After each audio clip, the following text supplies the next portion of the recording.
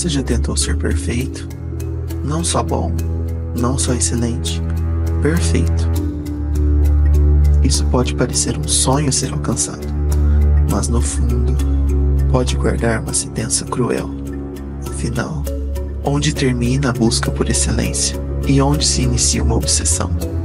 O perfeccionismo é um vício, e todo vício tem seu preço.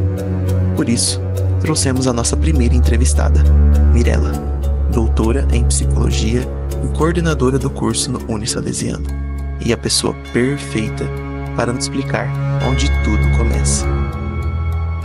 A gente pode entender o perfeccionismo como um padrão de comportamento. Essa característica, que pode fazer parte da identidade, da personalidade da pessoa, ela pode vir desde sempre, assim, né, de se desenvolver, aparecer em todo o desenvolvimento da pessoa, como ela pode intensificar ou até mesmo aparecer numa determinada época da vida. O que mais vai caracterizar são esses padrões elevados, né, uma avaliação bastante crítica sobre as suas ações, geralmente com uma questão negativa, um medo de falhar, uma autoavaliação bastante severa sobre si mesmo. A gente não deve entender o perfeccionismo como uma doença. Até porque é uma característica que ela pode aparecer positivamente em algumas situações. Porque é aquela pessoa bastante comprometida com as suas tarefas, né? Aquela pessoa que quer fazer tudo muito bem feito. Então, ela pode aparecer positivamente também na identidade da pessoa, né? Porém, quando o nível de exigência é muito alto, ou quando essa busca pela perfeição se torna uma obsessão, a pessoa pode começar a ter prejuízos com esse padrão de comportamento. Perfeccionismo, um alto nível de exigência de si mesmo, ele vai ser mal adaptativo, vai trazer prejuízos para a pessoa. Esses prejuízos, eles podem levar ao adoecimento. E esse adoecimento pode ir rumar, né, de acordo com a identidade da pessoa, para diversos caminhos, como os transtornos de ansiedade, que aí podem envolver transtornos alimentares, pânico, a baixa autoestima, o burnout, a depressão, TOC, que é o transtorno obsessivo-compulsivo, é clássico também. Então, o tipo de adoecimento, o tipo de prejuízo que a pessoa vai ter, vai estar bastante relacionado com o jeito dela ser no mundo, né, e lidar com essa questão também do perfeccionismo. O perfeccionismo pode se revelar de muitas maneiras e em muitos cenários. Vamos abordar a seguir 3 de suas facetas mais comuns: o perfeccionismo social, o artístico e o acadêmico. O que acontece quando a pressão para ser perfeito começa a afetar o convívio social? Quando o simples ato de sair de casa exige ensaio? Há quem diga que a pior solidão é a de não saber mais se o que mostra é realmente quem é. O perfeccionismo social acontece nos detalhes, na roupa, no tom da voz, no olhar de aprovação esperado, e é uma necessidade intensa e obsessiva de suprir expectativas. No álbum A Girl With No Face, Hayley X expõe o desconforto de viver sob expectativas constantes. Ela se transforma em uma personagem sem rosto, uma metáfora para quem sente que precisa apagar a própria identidade para se encaixar. Na faixa Galina, fala sobre a dor de se moldar tanto que quase desaparece. Já em Weird World, retrata um mundo onde a beleza é uma armadura, e expressar-se vira um produto, sem rosto, sem essência. No início dos anos 2000, em Nova York, uma jovem sonhava em ser artista. Stephanie Germanotta ouviu que era exagerada demais, fora do padrão. Mas foi essa a diferença que ela escolheu aplicar. Criou então a personagem Lady Gaga, não para se esconder, mas para se proteger, para resistir. Gaga não nasceu só como uma estrela pop, mas como um manifesto contra o mundo que tentou moldá-la. Na música Perfect Celebrity, ela expõe a farsa do ideal perfeito, sempre belo, sempre forte, sempre no controle. Por trás da imagem, existe uma cobrança, um desgaste e um medo de errar. Vamos conversar mais com quem entende do assunto. Samuel, você sabe por que está aqui, não sabe? Claro, eu sou perfeito pra isso e eu acredito que eu tô bem preparado, eu acho. E o que você tem a dizer a respeito do perfeccionismo social? Vocês estão achando que a minha roupa tá muito...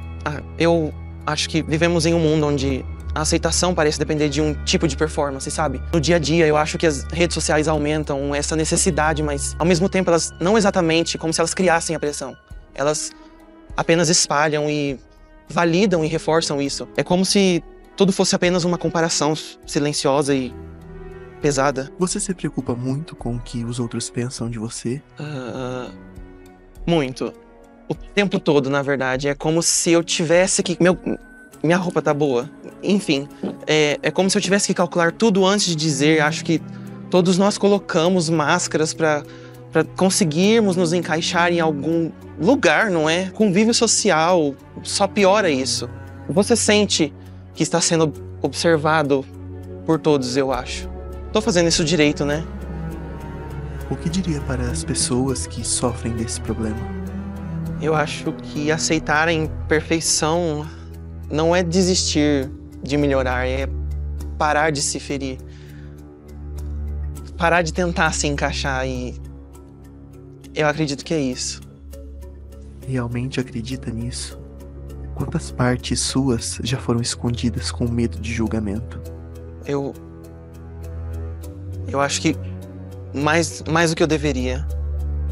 O perfeccionismo social, ele vem atrelado, acho que a muitas questões, né? É direcionado para os outros. Então, a pessoa cobra muito da sua equipe, de quem tá junto com ela no grupo, de quem trabalha junto com ela. Ele pode vir de uma cobrança interna, né? Que independente de como ela chegou na construção da minha identidade, se foi via seio familiar ou personalidade, né? Ela vai aparecer muito numa cobrança interna de como que tem que ser o meu desempenho, que sempre tem que ser um ótimo e um excelente desempenho. Vejo que muito dessa exigência interna e até externalizada, né, ao outro, vem de padrões impostos pela sociedade que a gente vive. Acredito que o amadurecimento leva a gente a reduzir um pouco essa autoexigência. O perfeccionismo artístico nasce da crença de que o valor de um artista está em ser impecável. Sempre. Não basta criar. É preciso ser extraordinário, como o mundo espera, ou como você exige de si mesmo. Nesse lugar não há liberdade. Há cobrança, sacrifício, autodestruição disfarçada de excelência. Veste abuso como disciplina e o cansaço como medalha. É um pacto silencioso. Em troca de aplausos, você renuncia ao descanso. Em troca de admiração, sufoca a sua humanidade. Parece paixão, mas é prisão. Parece comprometimento, mas é um colapso. A perfeição seduz, mas às vezes o preço que ela cobra é a própria pessoa por trás da obra. No perfeccionismo artístico, a arte deixa de ser expressão e vira uma punição. Tonya Harding, no filme Eu, Tonya, nunca pôde ser vulnerável. A perfeição era a armadura contra o julgamento, a humilhação e o abandono. Vencer não era só meta, era sobrevivência. Sem sua arte, ela desaparecia. Andrew, em Whiplash, queria tocar como um deus, ser lembrado, ser eterno, mesmo que isso custasse sua juventude, a sua sanidade e as suas relações, como se o valor da existência morasse apenas no extraordinário. E Nina, em Cisne Negro, sabia que a sua técnica era perfeita, mas não bastava. Para ser digna do papel, precisou se fundir a personagem. Entregou tudo até que não houvesse mais diferença entre o real e o ficcional. Ela se reinventou, mas se perdeu no caminho. Isso não é exagero. É a identidade moldada pela arte. 3 faces de um mesmo vício. A ilusão de que só é digno quando se é impecável. Na ficção, essa busca é bela, romântica. Na vida real, ela cobra um preço alto demais. Isola, esgota e silencia. A cobrança e a arte tomam muitas formas. E agora, vamos conversar mais com quem entende do assunto. Larissa, o perfeccionismo artístico em algum ponto pode levar a pressão e cobrança. Quando a arte deixou de ser leve para você? Quando as pessoas começaram a me elogiar, acho que foi aí que tudo mudou. Afinal, ser bom não basta. É preciso ser original, brilhante, irretocável, sempre. O talento vira obrigação e a identidade vira uma mera performance. Mas eu, claro, não sofro com isso. Muitos artistas sentem que a sua identidade depende da resposta alheia ao seu trabalho. O que você sente que está em jogo quando compartilha sua arte? Amor, aprovação, visibilidade, tudo parece condicionado à entrega de algo genial. Às vezes não é vaidade. É uma tentativa desesperada de não deixar de existir. Bom, algumas pessoas criam para se encontrar, mas às vezes a gente se perde nessa busca. Você também é assim? Eu? Não, claro que não. O que acontece quando a entrega não é o suficiente? O ideal é inalcançável e a arte que deveria te libertar começa a consumir. A arte já não é suficiente para sustentar quem nós somos. Ela toma dimensões depois que é externalizada. E de repente, ela é maior que eu. E eu sou responsável não só por sustentá-la, como garantir que ela não me assombre.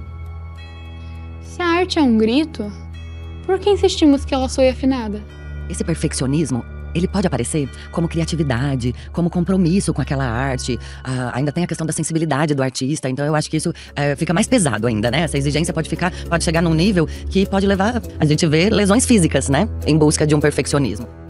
Entre metas inalcançáveis e noites em claro, o perfeccionismo acadêmico se disfarça de ambição e é idealizado.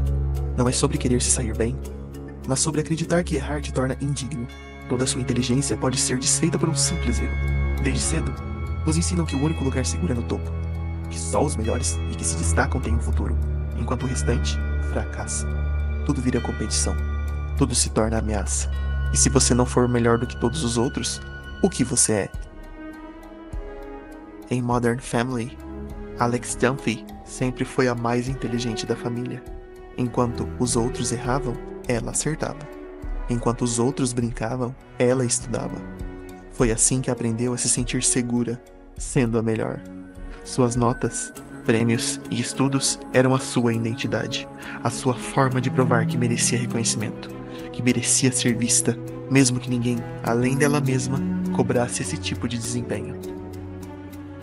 Assim como a personagem Paris Gitter de Gilmore Girls, ela via a escola como um campo de batalha, no qual precisava provar todos os dias que era boa o suficiente, que merecia ter um futuro brilhante.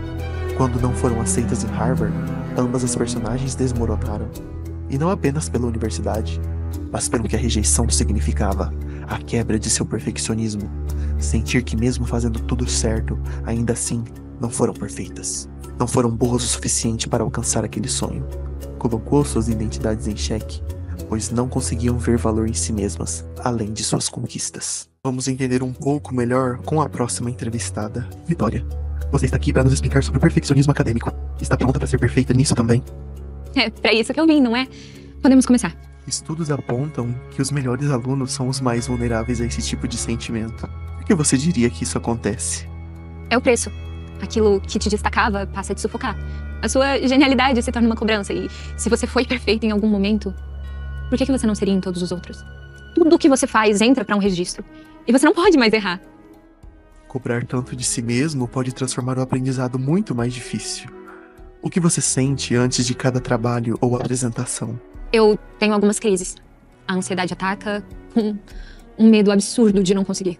Mesmo que dê certo, depois vem aquela sensação de que ainda não foi bom o suficiente.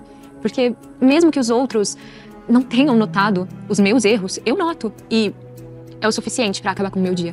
A pressão cresce a cada tarefa e a decepção nem sempre é só com o resultado. Você costuma se frustrar mais com o seu trabalho ou consigo mesma? Depende. Geralmente é comigo. Eu sei do que eu sou capaz e quando eu não atinjo isso, é como se eu tivesse falhado comigo mesmo. Ter consciência do próprio potencial também pode ser uma sentença. Os perfeccionistas nunca parecem satisfeitos. Por que elogios e boas notas não são suficientes para vocês? Eu acho que, mesmo que os professores elogiem e digam estar satisfeitos, isso não alivia o problema. O que os professores dizem passa, mas essa voz na minha cabeça permanece, sempre cobrando, sempre insatisfeita. Você gostaria de não ter o potencial que tem? Ou se orgulha de quem é? Afinal, para onde acha que tanta cobrança pode te levar? Eu ainda não sei. Eu ainda tô tentando descobrir isso. E nessa questão do perfeccionismo acadêmico e laboral, vou colocar também, ele entra muito a questão de um reconhecimento externo. Seja dos colegas de trabalho, dos colegas de classe, dos professores e também, claro, né, da família, no caso dos acadêmicos. E também, claro, num reconhecimento interno mesmo, né? De manter as suas notas altas, de manter feedbacks muito positivos. E aí a gente entra numa mesma coisa que é a frustração diante de feedbacks negativos, de respostas negativas com relação à execução de suas tarefas, com relação à sua excelência. Então pode aparecer burnout, diversas formas aí de estresse, né, por conta das mais diversas situações em que a pessoa nem sempre recebe o reconhecimento que esperava reconhecer, que pode vir, né, mais uma vez, pode vir tanto do mundo externo quanto internamente. Tá, já acabou? Eu posso ir? Você vai me liberar? Não, eu nunca vou te liberar. Qual que é o Qual que é o limite? limite? Como não? Onde eu preciso chegar? Qual é o limite? O limite? O céu é o limite. Existe um lugar onde a perfeição não é exigida, onde o erro é bem-vindo e ser você basta. Isso começa dentro de você. É sua escolha calar a voz da sua consciência.